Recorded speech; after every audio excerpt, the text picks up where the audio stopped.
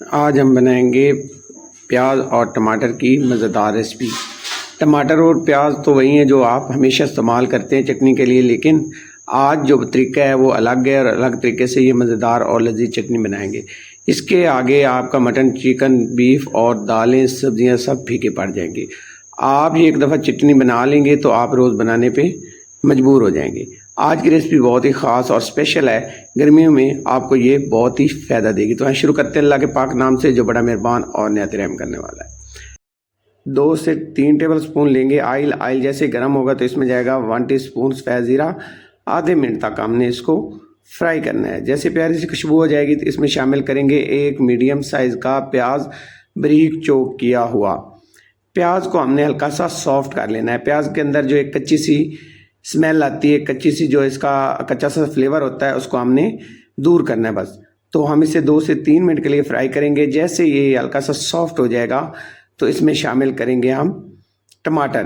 तो यहाँ पे मेरे पास 3 अदद टमाटर हैं। ये देखें, बड़े साइज़ में कट किए हुए। तो इनको आपने इस तरह से फैला देना है और इनका जो है रुख वो आपने इस तरह से चेंज कर लेना है। अब हमने इनको करना है सॉफ्ट। तो यहाँ पे ढककर हम इसे छोड़ देंगे लो फ्लेम पर। ढक्कन से कवर करेंगे और 5 मिनट के लिए हम लो फ्लेम पे छोड़ देंगे। और जैसे ये नरम हो जाएगा, गल जाएगा, सॉफ्ट हो जाएगा तो इसका छिलका हम उतार लेंगे। ये देखें, इस तरह से हमने इसको चेक करना है और चम्मच की मदद से जैसे ही दबाएंगे छिलका अलग आ जाएगा। छिलका हमने इसका उतार लेना है, वो रिमूव कर देना है और बाकी हमने अच्छे से मेल्ट कर लेना है। ये देखिए सॉफ्ट हो गया है हमारा टमाटर। तो ये अच्छे से, ये देखें, छिलका उतार लेंगे और अच्छे से मेल्ट कर लेंगे हम इसको। छिलका आसानी से उतर जाएगा। ये चटनी बहुत ही मज़ेदार बनती है और बहुत ही शानदार बनती है। तो गर्मियों में आप ये रोज़ाना ही बना के खाएंगे, इतनी प्यारी और मज़ेदार रेसिपी बनती है। अच्छे से हमने इसको मेल्ट कर लेना है और मेल्ट करने के बाद इसमें शामिल करेंगे 1 टेबल स्पून बारीक चॉप किया हुआ लहसुन। अच्छे से मिक्स करेंगे और मिक्स करने के बाद 2 मिनट तक हमने लो फ्लेम पे इसको भी साथ फ्राई कर लेना है। 2 मिनट हमने फ्राई करना है और जैसे ही खुशबू आना शुरू हो जाएगी इसे ढककर छोड़ देंगे। 2 मिनट के लिए हमने छोड़ दिया और 2 मिनट बाद दोबारा से चेक करेंगे तो माशाल्लाह यहाँ पे अच्छे से हमने इन सारी चीज़ों को फ्राई कर लिया। अब इसमें शामिल करेंगे हरी मिर्च। तो यहाँ पे मेरे पास 4 अदद हरी मिर्च हैं, बारीक चॉप की हुई। ये मिक्स कर लेंगे और मज़ीद हम इसे 2 से 3 मिनट लो फ्लेम पर फ्राई करेंगे। 3 मिनट हो गए हैं मुझे फ्राई करते हुए। तो अब इसमें हम कुछ चीज़ें और शामिल करेंगे। तो इसमें जाएगा काला नमक, 1/2 टीस्पून। या अपने जायके के मुताबिक आपने काला नमक शामिल करना है। ये आपके हाजमे को दुरुस्त करेगा और आपके हाजमे के लिए बहुत ही बेहतरीन है।